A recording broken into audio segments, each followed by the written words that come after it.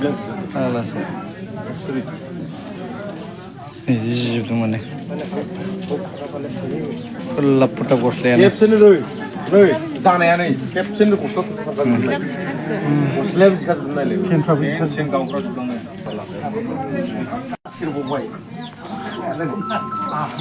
लाम्फाय होनबा माने बांसिन मिथियो आरो बसुमतारी आंगो बिफा मुस्रि बिजय बसुमतारी बिथाङा दिनै फुङावहाय हालेवबाय थानाय समावनो सारअन्थाइ गावनानै माने रुंसारि जाबाय माने बिराद दुखुनि बाथ्रा बिराद दुखु मोनदों आंबो गोसोआव भगबानासो जोंखौ सोरजियो आरो भगबानानो जोंखौहाय मा खालामो मा खालामा बे गासिबो जाहैबाय भगबाननि सायाव थेवब्लाबो माखासे सांग्रां जानानै खामानिखौ मावो बेफोरबायदि बोथोराव बा बेफोरबायदि समावहाय नोंथांमोना दुब्लियाव थाङालासिनो नांगौथाय बैफोरबायदिया जुदि थांखांनायनि उनावहाय जोङो दुब्लियाव थांनानै जों खामानिखौ मावनो हायो आरोखि आंनिफ्राय बेखौनो खावलायनाय दे नोंथांमोना जुदि माबायदि मोनो मोजां मोनोबा हाजासे लाइक आरो शेयार खालामना होबानो जाबाय हेल' बयनिसिमबो बेलासिनि गोजोन हामलायनाय आंनि गोसो गोरबोनिफ्राय अननाय आरो सिबिनाय जासिहरबाय नोंथांमोननोहाय दिनैहाय आङो नैबेखौहाय नोंथांमोननि सिगाङाव मोनसे भिडिअ लाना फैदों बे भिडिअआनो जाहैबाय मोनसे इमारजेन्सि बायदियै आं भिडिअ लाना फैबाय दे दायो आं दङ न'आवनो दिनैहाय जोंनि नैबेयावहाय आङो भिडिअखौ मानि थाखाय लाना फैदों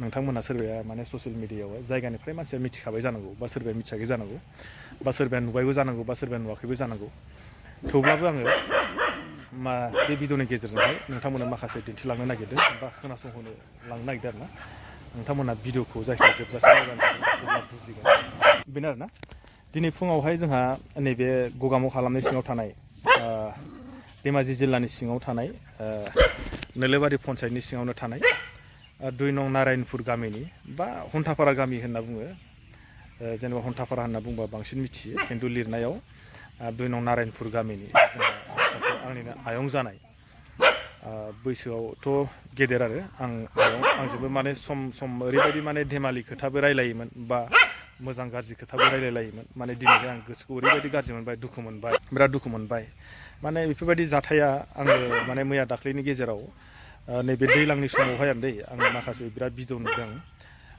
माने बबेबा जायगाफोरावहाय माने जाथावै जाथाय जानानै बा थांदों बा सोरबाया बेफोरबायदिनि बेलायावनो जिउ गोमानांदों आरोखि थेवब्लाबो बेजोंनो लोगोसे दिनैहाय स्वयं माने जोंनि जायगायावनो एकदम जोंनि गामि खाथियावनो दिनै फुङावहाय हालेवनायाव जोंहा आयंआ सार अन्थाइनि गावनायाव दिनैहाय माने रुंसारि जाना थांबाय बिराद दुखुनि बाथ्रा आरोखि माने हालेवबाय दंमोन हालेवनायावनो माने सारअन्थाइ गावबाय बेजों लोगोसे मोसौबो मासे थांबाय आरो गावबो जायगायावनो जिउ गोमाबाय आरो खिन्थु मोसौ मासेया जेबो जायासै दे बेफोरबायदिनो जेनेबा मा जाखोथाय मिथिया मासेया बोरै बासिखो बोरै मा जाखो मिथिया माने मासे एसे माने अख्रा मा होनो बेखौहाय जाम्बा स्टाइल बायदि जादों आरोखि माने खारदावलाबायनाय माने संखि हाबदों खोमा आन्दासावहाय ओंखायनो आङो नैबे भिडिअखौ लाबोनाया बेनो गोसोआव दुखु मोनदों आरो बा माने बेफोरबायदि जाथावै जाथायफोरा जानाङामोन खिन्थु मा बुंनो दा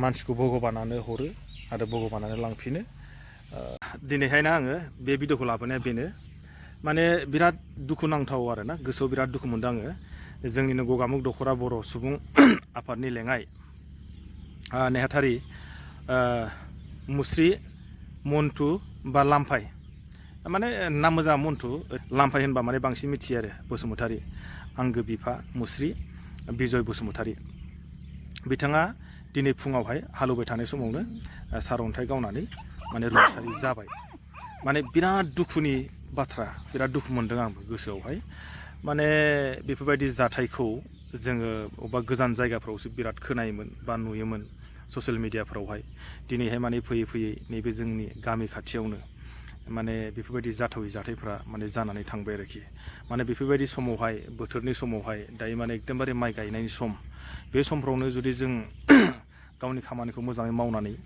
गावनि खेथिफोरखौ जुदि मोजाङै जुदि दिखांनानै लायाब्ला माने फैबाय थानाय समावहाय आरो जों बबाव बेफोरबायदि सम मोनो नङा होमबा बे बेलायावहाय आरो मा बुंनांगौनि जेबो बाथ्रायानो गैया बिथाङा हालेवदोंमोन फुङावहाय हालेवनाय समावनो गावजों लोगोसे मोसौआबो मासे थांफाबाय आरो मोसौ मासेया जेबो जायासै आरो बै जाय मासे मोसौ थालांदोंमोन बे खिन्थु आवा फावा जालाबायनानै माने खारदावलाबायनाय बेफोरबायदि जादों आरोखि आरो बिथांनि जिथुनाखि सारअन्थाइजों गावनाय ना जि बायदि स्टाइल माने गस्ला लंपेन्टआ जिजोबदों आरोखि पेना ओमफ्राय बेखौथ' नुयोबा माने बिराद दुखुनांथाव आरोखि।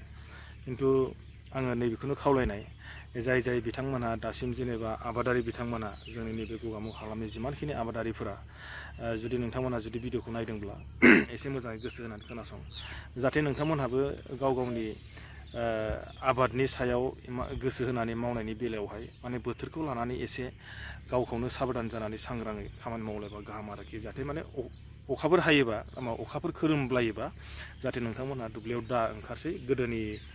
गोदोनि माने दिन आरो दानि बोथोर, गोदोनि बोथोर आरो दानि बोथोर बिराद सोलायबाय। माने गोदोनिया भाद्र' आसिन मासावसो अखा खोरोमोमोन, दानिया माने अखा हाबानो अखा खोरोमो। ओंखायनो माने एसे गिनांगौ आरोखि। आरो जाथावै जाथायफ्रा माने जाबाय दङ।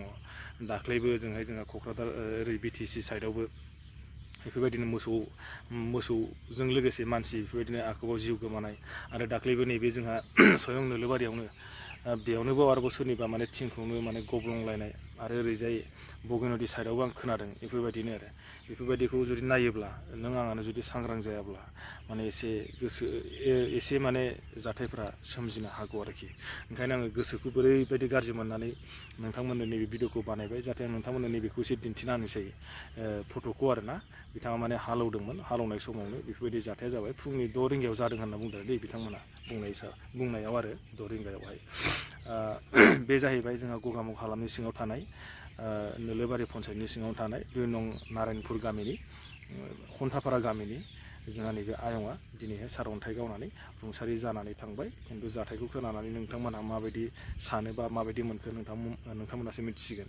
नायनानै नुबा नोंथांमोना बुजिनो आरोखि नैबे दुब्लिया आरोना, नैबे जाहैबाय मोसौ, ओमफ्राय नैबे जाहैबाय मानसिया। खिन्थु आं मानसिखौ ओंखायनो आंनिफ्राय जेरैखि थाङा माने मोजाङै सोरगोआव आलो गोजोनै थाहैबानो जाबाय जोंहा आयंआ। आंबो माने आंनि गोसो गोरबोनिफ्राय आयंनि जानानै आफा इसोरनाव बोर बिनानै होबाय, जाहाथे आयंआ सोरगोआव जुदि थांनानै मोजाङै थाहैनो हानायनि बा थाहैनो हाथोंसै होननानै आङो बुंबाय आरोखि। ओंखायनो आङो बयखौबो खावलायनाया नैबेसो, जायफ्रा माने दा नैबे गायनाय फुनायनि बिराद सिजोन समथार, बिथांमोनहाबो एसे साबधानखौ जालायदो। नांगौथाय नोंसोरो बेफोरबायदि अखा खोरोमनाय समावहाय थाङालासिनो, अखा खोरोमनाया जेला खमायगोन बा गैया जागोन अब्ला थांनानै गाव गावनि खामानिखौ मावलायबा मोजां जागोन आरोखि। अब्ला माने एसेब्लाबो रैखा जागोन बा गाव गावनो सेफटि जागोन होननानै आं सानो। ओंखायनो आं दिनै बे भिडिअखौ बानायबाय। सोरबा माने अखा खोरोमबा इन्ट्रेस्टसो मोनोनो, गिया। खिन्थु गोदोनि बोथोर आरो दानि बोथोर बे बिराद सोलायबाय। गोदोनि बोथोरा माने ओरैनो भाद्र' आसिन कार्तिक मासावल' ओरैनो गुंग्रुं गांग्रां बेफोरबायदि खोरोमोमोन। खिन्थु दानिया माने बिराद बोरैबा जाबाय आरोखि। माने अखा खोरोमबानो माबा मोनसे जानाय जाथायल' खोनासै। बेनिखायनो आंबो माने नैबे दिनैनि भिडिअखौ बानायनाया बेनो। दिनैहाय जेनेबा आयंआबो जुदि बै समावहाय जुदि आयंआबो जुदि मोसौखौ बा हालखौ आगारनानै जुदि न'आव फैयोमोनब्ला निस्सय बेफोरबायदि जाथाया जायाबो जानो हागौमोन खोमा, आंनि गोसोआव साननायसो दे बियो। आरो खाफालनि लिरनाय बा जेनेबा आयंआ बेफोरबायदिनो जेनेबा जानानै थांनांगौमोन खोमादां, आंबो बेखौबो सानबाय उनावहाय आरोना।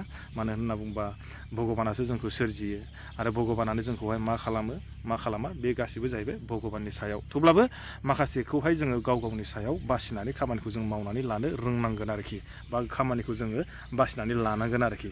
बोरैबा माने गावबो सेफ जागोन, बोरैबा जों माने गावखौनो गाव माने मोजाङै बा मोजां जायगायाव जों थांनानै थानो हागोन, बा मोजाङै जोङो गावखौनो सेफ खालामनो हागोन। बेखौबो गावनो साननानै माखासे खामानिखौ मावनांगोन आरोखि।